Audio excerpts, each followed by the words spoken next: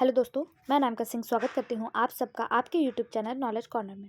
Friends, botany की इस class में जिसमें हम लोग प्लांट फिजियोलॉजी डिस्कस कर रहे थे, ये आपके लिए कल का होमवर्क क्वेश्चन था। आई होप आप सब ने इस क्वेश्चन का जवाब कमेंट बॉक्स में दिया होगा।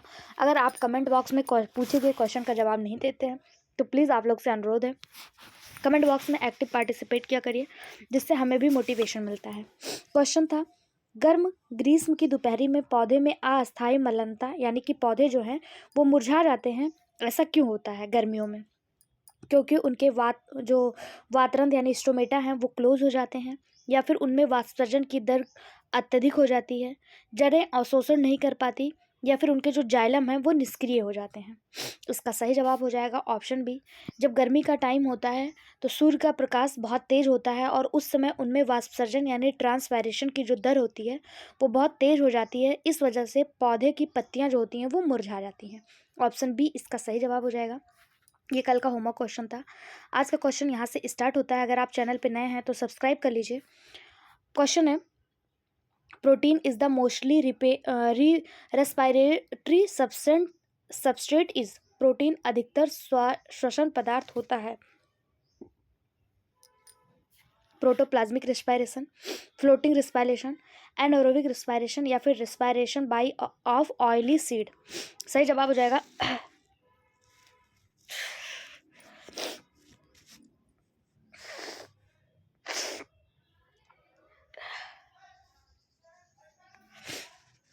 Option A. ऑप्शन ए यानी कि प्रोटोप्लाज्मिक रिस्पायरेशन। प्रोटोप्लाज्मिक श्वसन में प्रोटीन ज़्यादातर श्वसन सबस्ट्रेट हैं। कार्बोहाइड्रेट और वसा श्वसन क्रिया के लिए उपयोगी किए जाने वाले मुख्य स्रोत होते हैं। ऑप्शन ए इसका सही जवाब हो जाएगा। अगला question, photosynthetic evolution of oxygen require. प्रकाश संश्लेषी ऑक्सीजन के निकास के लिए आवश्यकता होती है, किसकी होगी? कोएंजाइम, CO नहीं है, ये कोएंजाइम नहीं है, ये कोबाल्ट है। Cobalt enzyme, iron enzyme, manganese enzyme, या फिर जिंक एंजाइम। इसका सही जवाब हो जाएगा ऑप्शन सी। प्रकाश संश्लेषी ऑक्सीजन के लिए MN एंजाइम की आवश्यकता होती है। क्लोरोप्लास्ट में जल को हाइड्रोजन प्लस और ऑक्सीजन में टूटने की घटना को फोटोलिसिस कहते हैं, और इसमें जिसकी आवश्यकता होती है वो MN एंजाइम होता है। ऑप्शन सी इसका सही जवाब हो जाएगा। अगला question, the growth hormones responsible for bloating are. Bloating के लिए जिम्मेदार वृद्धि हार्मोन्स कौन सा है? ऑप्शन ऑक्सिन, काइनेटिन, कोमेरिन, या फिर जिब्रेलिन। सही जवाब हो जाएगा इसका ऑप्शन बी, काइनेटिन्स। जिब्रेलिन, एक मिनट रुक जाइए, इसका सही जवाब हो जाएगा ऑप्शन डी, जिब्रेलिन। ठीक है, बोल्टिंग के लिए जिम्मेदार जो वृद्धि हार्मोन्स है वो जिब्रेलिन है। ऑप्शन डी इसका सही जवाब हो जाएगा। नेक्स्ट क्वेश्चन, भंडारण में आलू के अंकुरण का कारण है ऑक्सिन, जिब्रेलिन, इथिलीन, या साइटोकाइनिन। सही जवाब ऑप्शन बी, जिब्रेलिन। जिब्रेलिन एक पादप वृद्धि हार्मोन्स है, या आलू के भंडारण के लिए जिम्मेदार है, आलू के अंकुरण के लिए जिम्मेदार है। ऑक्सिन तने की वृद्धि को प्रेरित करता है और उसके जो पश्च कलिकाएं होती हैं उनकी वृद्धि को रोकता है। ठीक है, बाकी जिब्रेलिन जो है ये भंडारण में आलू के अंकुरण के लिए जिम्मेदार होता है। इसके साथ साथ जिब्रेलिन ही वो हार्मोन्स है जो वृद्धि हार्मोन्स के नाम से जाना जाता है। ये कम तापक्रम पर यानी टेम्परेचर पर दीर्घ प्रकाश काल के स्थान पर उचित सांद्रता का जिब्रेलिन का विलयन छोड़ने से एक लंबा पुष्पवृत्त निकलकर पुष्प उत्पन्न करता है। ठीक है, यानी कि ये वृद्धि के लिए जिम्मेदार होता है। ऑप्शन बी इसका सही जवाब हो जाएगा। नेक्स्ट क्वेश्चन, फोटोसिंथेसिस 1 घटकों की स्थिति होती है स्ट्रोमा पर, स्ट्रोमा थैलेकॉइड पर, ग्रेनम थैलेकॉइड पर, या फिर other surface of stoma and granum thylakoid. Photosynthesis 1 के जो कंपोनेंट्स होते हैं उनकी स्थिति कहाँ होती है? सही जवाब ऑप्शन बी, इसका सही जवाब हो जाएगा option D, outer surface of stoma and granum थैलेकॉइड्स। Photosynthesis 1 के घटक स्ट्रोमी एवं ग्रेनमी थैलेकॉइड्स की बाहरी सतह पर स्थित होते हैं। ऑप्शन डी इसका सही जवाब हो जाएगा। यहाँ पे आपको डायग्राम के माध्यम से दिखाया गया है, ये जो सिक्के नुमा आकृति दिखाई दे रही है इसी को स्ट्रोमा कहते हैं, और जब ये कई सारे सिक्के एक जगह एकत्रित हो जाते हैं तो इसे थैलेकॉइड्स कहा जाता है। ये कहाँ पे होते हैं? ये स्ट्रोमा और ग्रेनमी थैलेकॉइड्स की सतह पर होते हैं। अगला क्वेश्चन, वाष्प के रूप में पौधे के द्वारा हुई पानी की हानि को क्या कहते हैं? यानी कि जो वाष्प के रूप में, वेपर के रूप में पौधे जो पानी की हानि करते हैं उसे क्या कहते हैं? बिंदु स्राव यानी गटेशन, एक्सक्रेशन, ट्रांसपायरेशन या नन ऑफ दीज। सही जवाब हो जाएगा ऑप्शन सी, ट्रांसपायरेशन। वाष्प के रूप में पौधे के द्वारा हुई पानी की हानि को वाष्पसर्जन कहते हैं, या जीवित पौधों में वायवीय भाग के जल के वाष्प के रूप में उड़ने की क्रिया को ट्रांसपायरेशन कहा जाता है। ये तीन चरणों में होता है। एक होता है स्टोमेटा के द्वारा, दूसरा होता है सर्कुलर यानी कि क्यूटिकल यानी कि उप त्वचा के द्वारा, और तीसरा होता है लेंटिकुलर यानी वात रंध्र के द्वारा। ठीक है, वाष्पसर्जन 3 तरह से होता है। अगला क्वेश्चन, प्रकाश संश्लेषण के दौरान ऑक्सीजन का निकास नहीं होता। हाइड्रिला में, रोडोस्पाइरिलियम में, नॉस्टॉक में या रिक्शिया में। किसमें प्रकाश संश्लेषण के दौरान ऑक्सीजन जो है वो नहीं निकलता है? सही जवाब हो जाएगा ऑप्शन बी, रोडोस्पाइरिलियम में।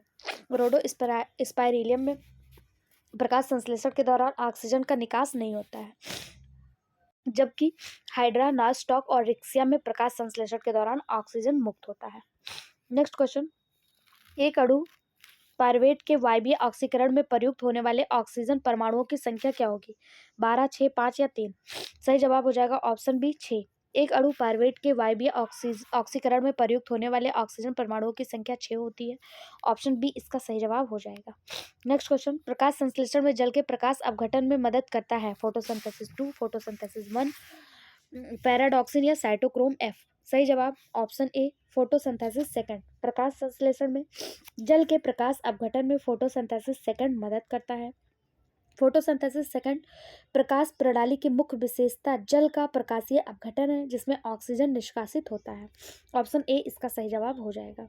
अगला क्वेश्चन, उष्मा उत्पाद श्वसन में जब इलेक्ट्रॉन NADH के ऑक्सीजन में अल्टरनेट ऑक्सीडेज के रास्ते से होकर जाता है तो ATP संश्लेषण के स्थलों की संख्या होगी 5, 3, 2 या 1। सही जवाब हो जाएगा ऑप्शन बी, 3। उष्मोत्पाद श्वसन में जब इलेक्ट्रॉन NADH से ऑक्सीजन में अल्टरनेट ऑक्सीडेज के रास्ते से होकर जाता है तो ATP संश्लेषण के स्थलों की संख्या कितनी होगी? 3 होगी। ऑप्शन बी इसका सही जवाब हो जाएगा। प्रकाश संश्लेषण सबसे ज़्यादा किसमें होता है? Blue green algae, blue and green light, red light या फिर ब्लू एंड रेड लाइट। इसका सही जवाब हो जाएगा ऑप्शन सी, रेड लाइट। प्रकाश संश्लेषण सबसे ज़्यादा लाल प्रकाश में होता है। प्रकाश संश्लेषण की दर नीले प्रकाश में लाल से कुछ कम तथा हरे प्रकाश में सबसे कम होता है। ऑप्शन सी इसका सही जवाब हो जाएगा। अगला क्वेश्चन, पैराडॉक्सिन किसका घटक है? हिल रिएक्शन, फोटोसिस्टम 1, P680 या फिर फोटोसिस्टम 2। सही जवाब हो जाएगा option B, photosystem 1। Pyridoxine photosystem 1 का घटक है। प्रकाश प्रणाली 1 में यानी फोटोसिस्टम 1 में P700 से निष्कासित अधिक ऊर्जा वाले इलेक्ट्रॉन एक पथ के द्वारा तो ए से होते हुए NAD में चले जाते हैं तथा दूसरे चक्रीय यानी दूसरे साइकिल पथ द्वारा ए से इलेक्ट्रॉन क्रमशः पैराडॉक्सिन यौगिक तथा प्लास्टोसाइनिन से होते हुए पुनः P700 में वापस लौट आते हैं। ठीक है, ये फोटोसिस्टम 1 के द्वारा होता है। ऑप्शन बी इसका सही जवाब हो जाएगा। इसका एक्सप्लेनेशन आपको हमारे ये PDF आपको टेलीग्राम चैनल पे मिल जाएगा, वहाँ से आप रिवीजन भी कर सकते हैं। ये क्वेश्चन GIC बायोलॉजी 2012 में आया हुआ है। अगला क्वेश्चन, फलों के पकने हेतु किस हार्मोन्स की आवश्यकता होती है? ऑक्सिन, इथाइलिन, साइटोकाइनिन या इथाइल क्लोराइड। सही जवाब हो जाएगा, फलों को पकाने के लिए इथाइलिन की आवश्यकता होती है। ऑप्शन बी इसका सही जवाब हो जाएगा। इथाइलिन एक गैस व पादप हार्मोन्स है। इसका प्रयोग कच्चे फलों को पकाने के लिए किया जाता है। इसे रैपिंग हार्मोन्स यानी कि फल पकाने वाले हार्मोन्स के नाम से भी जाना जाता है। ऑप्शन बी इसका सही जवाब हो जाएगा। अगला, natural plant hormones auxin is. प्राकृतिक पादप हार्मोन्स ऑक्सिन है, क्या है? इंडोल ब्यूटेरिक अम्ल, इंडोल पायरुविक अम्ल, इंडोल सिट्रिक अम्ल या इंडोल एसिटिक अम्ल। सही जवाब हो जाएगा ऑप्शन डी, इंडोल एसिटिक अम्ल। ऑक्सिन एक पादप हार्मोन्स है। यह हार्मोन्स कोशिकाओं में दीर्घीकरण यानी इलॉन्गेशन की प्रक्रिया को प्रेरित करता है। इंडोल एसिटिक अम्ल यानी IAA तथा इंडोल ब्यूटेरिक अम्ल ऐसे प्राकृतिक ऑक्सिन है जिसका निर्माण पौधे में होता है। किंतु अगर बात करें इंडोल एसिटिक एसिड की तो ये जो है इसका मुख है, ठीक है। ऑप्शन बी इसका सही जवाब हो जाएगा।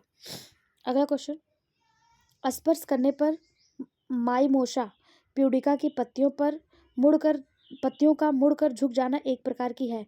माइमोसा प्यूडिका, जिसे आप टच मी नॉट प्लांट या छुई मुई के प्लांट के नाम से जानते हैं, उसकी चर्चा की जा रही है। और ये क्वेश्चन भी जीआईसी बायोलॉजी 2015 में पूछा गया है कि उनकी पत्तियां जो है उन्हें छूने पे क्यों झुक जाती हैं। ट्रॉपिक मूवमेंट के कारण, टैक्टिक मूवमेंट के कारण, नेस्टिक मूवमेंट के कारण, या फिर इनमें से कोई नहीं। सही जवाब हो जाएगा ऑप्शन डी, नेस्टिक मूवमेंट के कारण। छुई मुई यानी मिमोसा प्यूटिका में स्पर्श से पत्तियां बंद हो जाती हैं। इस गति को कंपानुकुंचन यानी सिस्मोनेस्टी कहते हैं। इसमें जो है किस मूवमेंट के कारण होता है, तो नेस्टिक मूवमेंट के कारण होता है। ऑप्शन सी इसका सही जवाब हो जाएगा। अगला क्वेश्चन, निम्नलिखित में से कौन एक प्राकृतिक रूप से पाया जाने वाला पादप हार्मोन्स नहीं है। ध्यान दीजिएगा, यहाँ पे पूछा कौन सा प्राकृतिक रूप से पाया जाने वाला पादप हार्मोन्स नहीं है। पहला है 2,4-DS, यही तो पादप हार्मोन्स नहीं है। ये है क्या? ये 2,4 डाइक्लोरोफेनॉक्सी एसिटिक एसिड है या प्राकृतिक हार्मोन्स नहीं है। ये कैसा है? ये कृत्रिम हार्मोन्स है। ये ऑक्सिन हार्मोन्स का एक उदाहरण है जो कृत्रिम रूप से बनाया जाता है। या एक खरपतवार नाशी है जिसका उपयोग खरपतवार को नष्ट करने के लिए किया जाता है। ठीक है, ऑप्शन ए ही इसका सही जवाब हो जाएगा। अगला क्वेश्चन, 4C चक्र सर्वप्रथम किसमें बताया गया? चावल, मेज, व्हीट या फिर शुगर कैन। जीआईसी बायोलॉजी 2015 में पूछा गया क्वेश्चन। सही जवाब हो जाएगा ऑप्शन डी, शुगर कैन यानी कि गन्ना। 4C चक्र सर्वप्रथम गन्ना में पाया गया। यह चक्र अधिकतम उष्णकटिबंधीय पौधों में मिलता है, जैसे गन्ना हो गया, ज्वार, चौलाई, मक्का, इन सब में। लेकिन सबसे पहले ये किस में देखने को मिला था? गन्ने में देखने को मिला था। ऑप्शन डी इसका सही जवाब हो जाएगा। इसे क्रैन्स एनाटॉमी के नाम से भी जाना जाता है। अगला क्वेश्चन, निम्नलिखित में से कौन सा तत्व क्लोरोफिल के पायरोल रिंग में पाया जाता है? ऑप्शन के, MnMgO। इसका सही जवाब हो जाएगा ऑप्शन डी, सी, Mg तत्व क्लोरोफिल के पायरोल रिंग में पाया जाता है। क्लोरोफिल सबसे महत्वपूर्ण वर्णक है। ये कई प्रकार के होते हैं, जैसे chlorophyll A, chlorophyll B, chlorophyll C, D, E, ये सब क्लोरोफिल के प्रकार होते हैं और इसमें Mg पाया जाता है। ऑप्शन सी इसका सही जवाब हो जाएगा। अगला क्वेश्चन, निम्नलिखित में से कौन पौधे के रक्षण में प्रयुक्त होता है?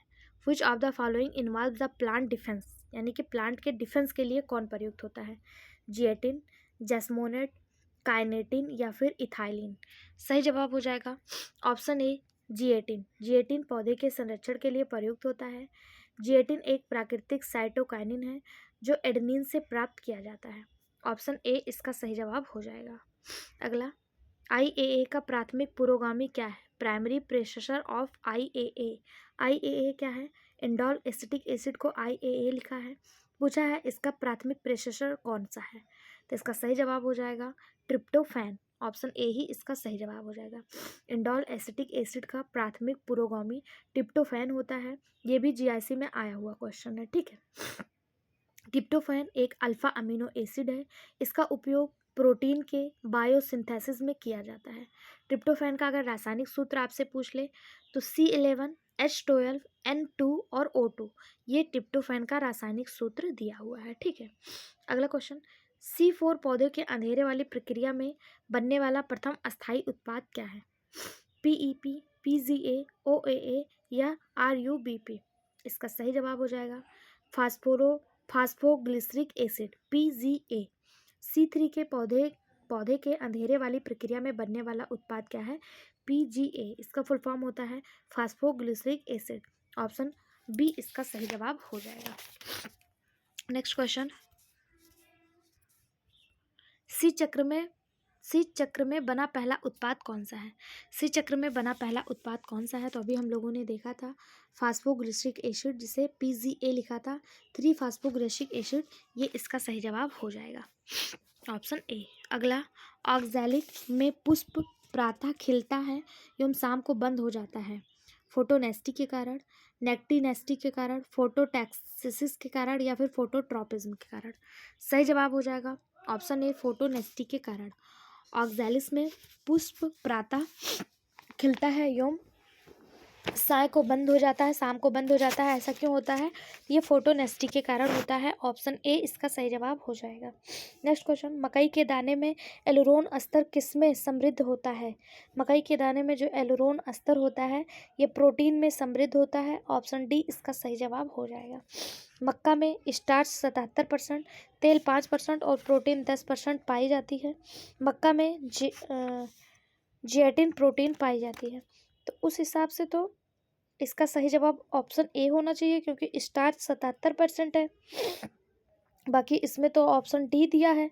आप देख लीजिए कौन सा जवाब सही होगा। ठीक है, अगला क्वेश्चन, ग्लूकोज का श्वसन भागफल क्या है? रिस्पायरेटरी कांस्टेंट क्या है? आरक्यू ग्लूकोज का क्या है? 0, 0.8, 0.71 या 1.0? सही जवाब हो जाएगा ऑप्शन डी 1.0। श्वसन क्रिया में निष्कासित कार्बन डाइऑक्साइड तथा अवशोषित ऑक्सीजन गैस के आयतनों के अनुपात को ही श्वसन गुणांक कहा जाता है और ग्लूकोज में श्वसन गुणांक 1 है।